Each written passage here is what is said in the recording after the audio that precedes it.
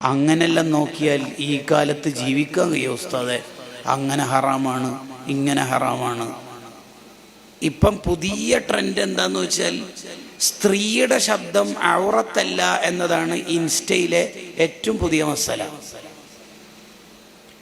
ഉദാഹരണം പറഞ്ഞാൽ എൻഗേജ്മെന്റ് കഴിഞ്ഞ ആണും പെണ്ണും നാളെ വിവാഹിതരാവേണ്ടവർ ഇന്ന് അവരുടെ ലൈംഗിക ചോയുള്ള കിന്നാര വർത്തമാനങ്ങൾ ഫോണിലൂടെ ടൈപ്പ് ചെയ്യലോ കോൾ ചെയ്ത് സംസാരിക്കലോ ഹറാമാണ്. അപ്പോഴാണ് ഇൻസ്റ്റഗ്രാമിലെ മുഫ്തികൾ വന്ന് ഇറങ്ങി വരുന്നത്, ശബ്ദം ഔറത്തല്ലല്ലോ. ഓഹ്, എങ്ങനെ ശബ്ദം ഔറത്തല്ലല്ലോ? നമ്മളെ ആരെയും കൺട്രോൾ ചെയ്യേണ്ടത് ഇൻസ്റ്റ അല്ലല്ലോ, നമ്മളെ കൺട്രോൾ ചെയ്യേണ്ടത് മദീനയായിരിക്കണം. നമ്മൾ മതം പഠിക്കേണ്ടത് ആരിൽ നിന്നാണ്? ഖുദിൽ ഇൽമ മിൻ അഫ്വാഇർ റിജാൽ, ഉലമാഇൽ നിന്നായിരിക്കണം. ആരോടെങ്കിലൊക്കെ ടൈപ്പ് ചെയ്തിട്ട് മതം പഠിക്കുന്നതാണ് പുതിയ ഒരു ട്രെൻഡ് എന്ന് പറയുന്നത്. അതല്ല നമ്മുടെ കൾച്ചർ ആവേണ്ടത്. ഞാനിപ്പോൾ എൻ്റെ വിഷയത്തിൽ നിന്ന് മാറുന്നില്ല. അപ്പൊ പറഞ്ഞു വന്ന ഒരു ആശയ ചുരുക്കം, നമുക്ക് ഈ ദുനിയാവിൽ നിന്ന് പോകുമ്പോൾ ഈമാനോടെ മരിക്കാൻ പറ്റണം. ഈമാൻ ഇല്ലാതെ മരിക്കുന്നവരുടെ അടയാളങ്ങളാണ്, ഒന്ന്, മരിക്കണ നേരത്ത് മതത്തിന്റെ ഒരു നിയമത്തെ കളിയാക്കലോ അതെനിക്ക് അംഗീകരിക്കാൻ പ്രയാസമുണ്ടെന്ന് അയാൾക്ക് തോന്നുകയോ ചെയ്യുന്ന സമയത്ത് അസറായിൽ അങ്ങ് പെട്ടെന്ന് റൂഹോടിച്ചു കൊണ്ടുപോവുക. അള്ളാഹു നമ്മളെ കാത്തുരക്ഷിക്കട്ടെ. അത് പേടിക്കേണ്ട ഒരു കാര്യമാണെന്ന് ഉസ്മാൻ ഇബ്നു അഫ്ഫാൻ റളിയല്ലാഹു അൻഹു പറയുന്നത് ഇബ്നു ഹജർ അസ്ഖലാനി തങ്ങളുടെ അൽ ഇസ്തിഅദാദ് എന്ന ഗ്രന്ഥത്തിൽ കാണാം. അതൊക്കെ ഇപ്പൊ നോക്കിയാൽ നടക്കും. കുറച്ചൊക്കെ സ്ത്രീ പുരുഷന്മാരെ ഇടകലർച്ച ഉണ്ടാവില്ലേ? കുട്ടികളല്ലേ? അങ്ങനെ മതത്തിന്റെ നിയമത്തെ കാറ്റിൽ പറത്തുക, അത് നമ്മളിൽ ഉണ്ടാവരുത്. രണ്ടാമത്തത്, ഒരാൾ മരണം മോശമായിട്ടാണ് മരിച്ചു എന്നുള്ളതിന്റെ തെളിവാണ് അയാൾ ഖബറിലെത്തുമ്പോൾ അയാളുടെ ഖബറിൽ നിന്ന് ദുർഗന്ധം ഉണ്ടാവുക എന്നുള്ളത്. അങ്ങനെ ഇഷ്ടം പോലെ ഖബറുകളിൽ സംഭവിച്ചത് കിതാബുകളിലുണ്ട്. വിശദമായി പറയാനുള്ള നേരം ഇല്ലാത്തതുകൊണ്ടാണ്. മൂന്നാമത്തൊരടയാളാണ് അയാളെ മയ്യത്ത് കുളിപ്പിക്കുന്നവർക്ക് അയാളുടെ ഔറത്തിന്റെ ഭാഗത്ത് നിന്ന് ദുർഗന്ധം, മോശമായ വാസന ഉണ്ടാവുക എന്നുള്ളത് അയാളിൽ നിന്ന് എന്തോ ഒരു അബദ്ധം സംഭവിച്ച കാരണത്താൽ അയാൾക്ക് അവസാനം മോശമായി എന്നുള്ളതിന്റെ തെളിവാണ്. നാലാമതൊരടയാളം മഹത്തുക്കൾ എഴുതി വെക്കുന്നു, അയാളുടെ മുഖം കറുത്തുപോകുകയും വായയിൽ നിന്ന് ദുർഗന്ധം വരികയും ചെയ്യുന്ന രീതിയിൽ ആണ് അയാൾ മരിച്ചതെങ്കിൽ അയാളുടെ മരണം മോശമാണ്. അല്ലാഹുവേ നീ കാക്കണേ റഹ്മാന്. നമ്മൾ ഒരു ഹറാമ് ചെയ്യുമ്പോൾ ആ സമയത്ത് നമ്മുടെ ഈമാൻ നമ്മളുടെ തലന്റെ മുകളിലേക്ക് പോകുന്നു. ആ ഹറാമ് ചെയ്തുകൊണ്ടിരിക്കുമ്പോഴാണ് മരിച്ചതെങ്കിൽ നമ്മളുടെ കഥ നമ്മളൊന്ന് ആലോചിച്ച് നോക്കിയേ. ലാ യസ്നിൽ മുഅ്മിനു ഹീന യസ്നി എന്ന് പറയുന്നതിന്റെ വിശദീകരണത്തിൽ കാണാം, ലാ യസ്നി സാനി ഹീന യസ്നി എന്ന് പറയുന്നതിന്റെ താല്പര്യം, ഒരാൾ വ്യഭിചരിക്കുമ്പോൾ അയാളുടെ ഈമാന് അയാളുടെ ശരീരത്തിൽ നിന്ന് മുകളിലേക്ക് പോയിട്ടുണ്ടാവും. ഒരാൾ മോഷണം നടത്തുമ്പോൾ, അപ്പോൾ മോനെ നീ രാത്രി ഉറങ്ങാൻ നേരത്ത് സിനിമ കാണുമ്പോഴാണ് മരിച്ചതെങ്കിലോ, സെക്കൻഡ് ഷോക്ക് പോകുന്ന സമയത്ത് മരണപ്പെട്ട സ്റ്റുഡൻസിന്റെ കഥ നിങ്ങൾ കേട്ടിട്ടില്ലേ? ആക്സിഡന്റായി മരിച്ചവർ. ആലോചിച്ച് നോക്കി. ഏതൊരാൾ ഒരു തെറ്റ് ചെയ്യുമ്പോഴും ആ തെറ്റ് ചെയ്യുമ്പോൾ അയാൾ മുഅ്മിനാവൂല എന്നാണ് ആ ഹദീസിന്റെ താല്പര്യം. അങ്ങനെ പറഞ്ഞാൽ അയാളിൽ നിന്ന് അയാളുടെ ഈമാൻ ഉയർത്തപ്പെടും. ആ ഉയർത്തപ്പെടുന്ന ഘട്ടത്തിൽ അയാൾ മരണപ്പെട്ടാൽ, ഭർത്താവ് വിദേശത്ത് പോയപ്പോൾ ഭാര്യ കാമുകനെ വിളിച്ചു വരുത്തിയിട്ട് വൃത്തികേട് ചെയ്യാൻ ഒരുങ്ങി, ആ ഒരുങ്ങിയ ഘട്ടത്തിൽ കാമുകൻ സൈലന്റ് അറ്റാക്കായി മരിച്ചത് നമ്മളെ നാട്ടിലുള്ള സംഭവമല്ലേ? മോശമായ മരണം ഉണ്ടായാൽ ഇതുവരെ ചെയ്ത കർമ്മങ്ങളെ കൊണ്ടൊക്കെ എന്ത് ഫല ഉണ്ടാവുക? ആ പേടി നമ്മെ എപ്പോഴും അലട്ടിക്കൊണ്ടിരിക്കണം. അതാണ് ഉസ്മാൻ ഇബ്നു അഫ്ഫാൻ റളിയല്ലാഹു അൻഹു പറഞ്ഞത്, ഒരു മുഅ്മിന് 6 കാര്യങ്ങൾ ഓർക്കുമ്പോൾ തന്നെ പേടി വേണം. അതിലൊരു കാര്യമാണ് എൻ്റെ ഈമാൻ അള്ളാഹു ഊരിക്കളയുമോ എന്ന പേടി എപ്പോഴും ഉണ്ടാവണം. എന്തുകൊണ്ടാണ് മനുഷ്യന്മാർക്ക് ഈമാൻ നഷ്ടപ്പെടുന്നത് എന്ന് ദഖീറത്തുൽ ഖൈർ എന്ന കിതാബ് 8 കാര്യങ്ങൾ വിശദീകരിച്ച് പറയുന്നുണ്ട്. ഇനി പറയാൻ പോകുന്ന 8 കാര്യങ്ങളാണ് പലപ്പോഴും പല മനുഷ്യന്മാരെയും മോശം മരണത്തിലേക്ക് എത്തിക്കുന്നതെന്നാണ് മഹത്തുക്കൾ വിശദീകരിക്കുന്നതിൻ്റെ താല്പര്യം. ഞാൻ എൻ്റെ സംസാരത്തിൻ്റെ ആമുഖം അവസാനിപ്പിക്കുകയാണ്, വിഷയത്തിൻ്റെ കാമ്പിലേക്ക് പ്രവേശിക്കുകയാണ്. ഇതുവരെ പറഞ്ഞതിൻ്റെ താല്പര്യം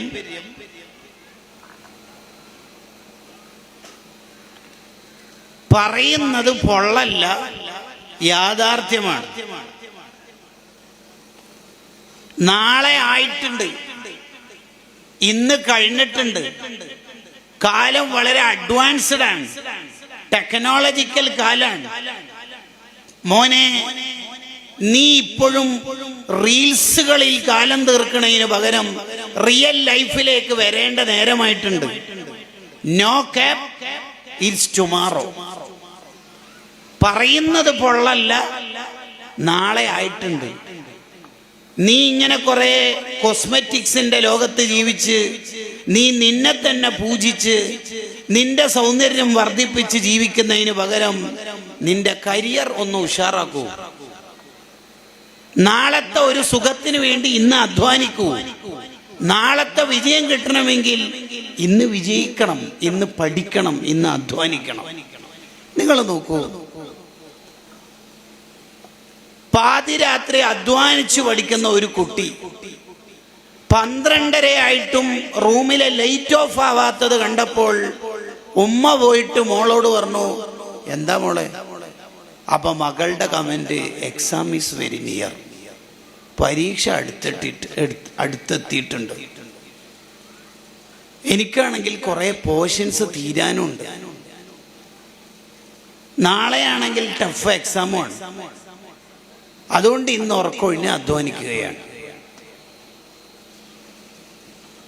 ആ കുട്ടിയോട് പറഞ്ഞിട്ട് കാര്യമില്ല എന്ന് വിചാരിച്ചിട്ട് തിരിച്ചു പോന്നു. ഭർത്താവിനോട് അഥവാ ആ കുട്ടീൻ്റെ ഉപ്പാനോട് ഉമ്മ പറയാണ്, ഫാത്തിമ ഇപ്പോഴും പഠിക്കുകയാണല്ലോ, എന്താ ഇപ്പൊ ചെയ്യാ? ഉറക്കൊഴിവാക്കിയിട്ട്. അപ്പൊ ഉപ്പ, ഞാനൊന്ന് പറഞ്ഞോക്കാം, ഫാത്തി വേഗം ഉറങ്ങുമോളെ, രാവിലെ എണീച്ച് പഠിച്ചോളി, ഇപ്പൊ ഉറങ്ങിക്കോളി. അവൾ ഉറങ്ങണില്ല. മോള് പോട്. അങ്ങനെ പോയി. റൂമിലേക്ക് തിരിച്ചെത്തിയിട്ട് ഈ കുട്ടീൻ്റെ ഉമ്മനോട് അഥവാ ഇയാളുടെ ഭാര്യനോട് പറയാണ്, ഷി ഹാസ് സ്ലപ്റ്റ്, അവൾ ഉറങ്ങിയിട്ടുണ്ട്. There is a no chance to be. നിങ്ങൾ പോയി നോക്കി നോക്കി, ഉറങ്ങാനൊന്നും സാധ്യതയില്ല. പോയി നോക്കുമ്പോൾ അവൾക്ക് ഉറക്കം വരുന്നുണ്ട്. ബക്കറ്റിൽ വെള്ളം നിറച്ചിട്ട് കാലതിൽ രണ്ടും വെച്ചിട്ട് പിന്നെയും ഉറക്കുകയാണ്, പിന്നെയും പഠിക്കുകയാണ്. എന്താ കാരണം? ഇറ്റ്സ് ടുമാറോ, നാളെ ആയിട്ടുണ്ട്, ഇനി നമുക്ക് സമയമില്ല. ഇൻസ്റ്റന്റ് ഗ്രാറ്റിഫിക്കേഷൻ ഇന്നത്തെ സുഖമല്ല, ഡിലേഡ് ഗ്രാറ്റിഫിക്കേഷൻ. കുറച്ച് വൈകിയാലും സുഖം നാളെ കിട്ടണമല്ലോ എന്നതാണ് പുതിയ കാലത്ത് ചിന്തിക്കേണ്ടതെന്ന് ആ മോക്കറിയാം. ജസ്റ്റ് പാസ്സാവാനാണെങ്കിൽ ഒരു ഡിയും C+ ഒക്കെ കിട്ടിയിട്ട് SLC പാസ്സാവാനാണെങ്കിൽ ഇങ്ങനെ ഈ കുട്ടി അധ്വാനിക്കണോ? വേണ്ട. ഈ കുട്ടിക്ക് വേണ്ടത് ഫുൾ A+ ആണ്. ഡിഗ്രി പഠിക്കുന്ന കുട്ടിക്ക് വേണ്ടത് റാങ്ക് ഹോൾഡറായി പാസ്സാവല. അതുകൊണ്ടാണ് ആ കുട്ടി അധ്വാനിക്കുന്നത്. അതാണ് ഔലിയാക്കളുടെയും ലൈഫിൽ 40 കൊല്ലം ഇശായിന്റെ വുളു കൊണ്ട് ഒരു സുബീസ്കരിച്ചു എന്ന് പറഞ്ഞാൽ ഉറങ്ങണില്ല. എന്തുകൊണ്ട്? അവർക്ക് നമ്മൾ വിചാരിക്കണ പോലെ ജസ്റ്റ് പാസ്സായിട്ട് ഒരു സ്വർഗത്തിന്റെ പാസ് ടിക്കറ്റ് എൻട്രി കിട്ടിയാൽ പോരാ. പിന്നെ ഇന്ന ലില്ലാഹി ഇബാദൻ ഫൂത്തന ത്വല്ലഖു ദുനിയ വഖാഫുൽ ഫീതന. അവർക്ക് PhD വേണം. അവർക്ക് വേണ്ടത് സ്വർഗത്തിലെ ഏറ്റവും ഉന്നതമായ ഡിലേഡ് ഗ്രാറ്റിഫിക്കേഷൻ അവർക്ക് കിട്ടണം. കുറച്ച് ഡിലേ ആയാലും ആ സുഖം കിട്ടണം.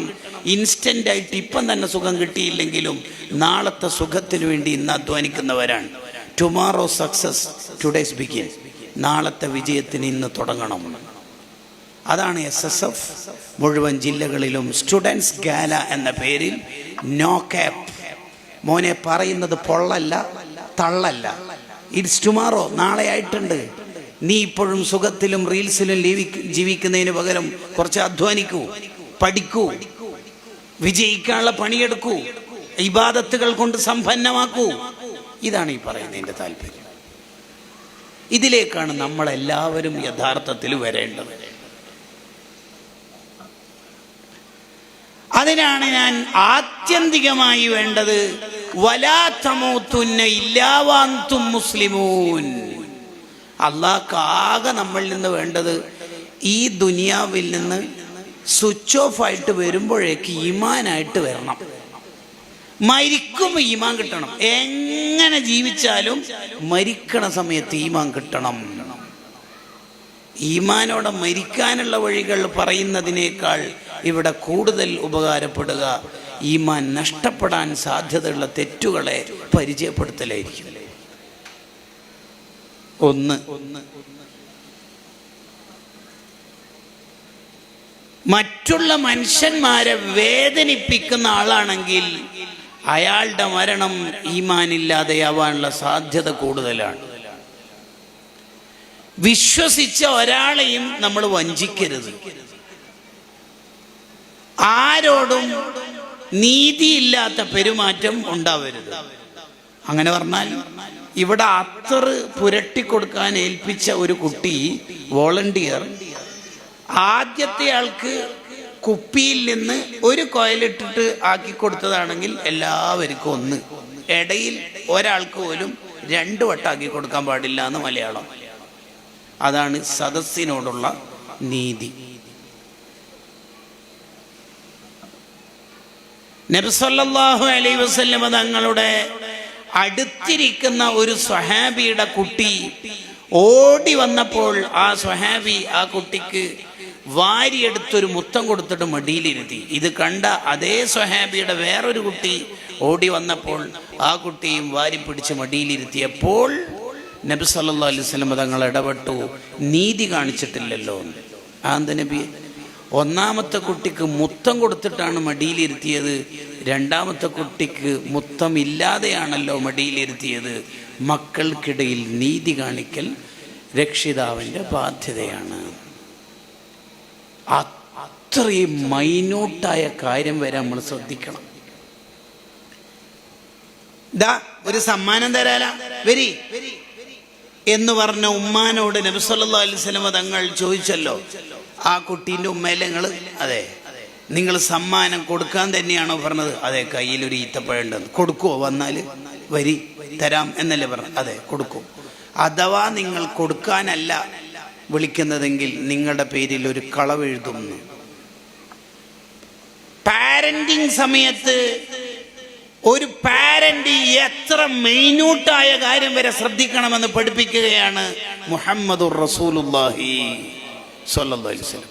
ഷെഹറാനി ഇമാം പറയുന്നുണ്ട്, ചില ഉപ്പമാരൊക്കെ പാരന്റിങ് ഉമ്മാനെ ഏൽപ്പിക്കല, ഫുള്ള് ഓളം ഏൽപ്പിക്കുക. ഇയാൾക്ക് ആകെയുള്ള പണി ഗൂഗിൾ പേ ചെയ്യല, ഫീസ് കുട്ടികളുടെ. അങ്ങനെ ഏൽപ്പിച്ചാലൊന്നും നിന്റെ ബാധ്യത തീരൂലെന്ന് ലവാഖിയു അൻവാറുൽ ഖുദ്സിയ ഫിൽ ഉഹൂദിൽ മുഹമ്മദിയ എന്ന ഗ്രന്ഥത്തിൽ മഹാനവറുകൾ എഴുതി വെക്കുന്നുണ്ട്. വളരെ മൈന്യൂട്ടായ കാര്യം വരെ ശ്രദ്ധിക്കണം. അപ്പൊ ഒന്നാമത്തത്, നമ്മളുടെ ഭാഗത്തുനിന്ന് നീതി കിട്ടേണ്ട ഒരാൾക്ക് നീതി നിഷേധിച്ചാൽ തീർച്ചയായിട്ടും നമ്മുടെ ആഖിറം കൊളാവും, മരണം മോശമാവും. ഹാഫിള് സുയൂത്തി ഇമാം റഹിമഹുല്ലാഹ് എഴുതി വെക്കുന്നതാണ്, വേറൊരാളെ വേദനിപ്പിച്ചാൽ, വേറൊരാളെ പ്രയാസപ്പെടുത്തിയാൽ നമ്മളുടെ ഈമാൻ അങ്ങ് മോശമായിപ്പോകും, നമ്മുടെ മരണം അങ്ങ് മോശമായിപ്പോകും. നമ്മൾ വളരെ ഗൗരവത്തിൽ ആലോചിക്കേണ്ടതാണ്. കച്ചവടം നടത്തുമ്പോൾ തട്ടിപ്പുണ്ടാവരുത്. ഹലാലല്ലാത്ത ബിസിനസ് നമ്മൾ നടത്താൻ പാടില്ല. ഹറാമായ സമ്പാദ്യമാണ് നമുക്കുള്ളതെങ്കിൽ ആ സമ്പാദ്യം കൊണ്ട് വളർത്തിയ മക്കൾ സ്വാലിഹീങ്ങളാവില്ല, ആ തലമുറ തന്നെ കേടുവരും. ചില കുടുംബങ്ങളിൽ മന്ദബുദ്ധികൾ വർദ്ധിക്കുന്നത് ആ തലമുറയിൽ എവിടെയെങ്കിലും അനന്തര സ്വത്ത് അന്യായമായി കൈകാര്യം ചെയ്തതിൻ്റെ കാരണത്താലായിരിക്കും. ഒരു കാരണം.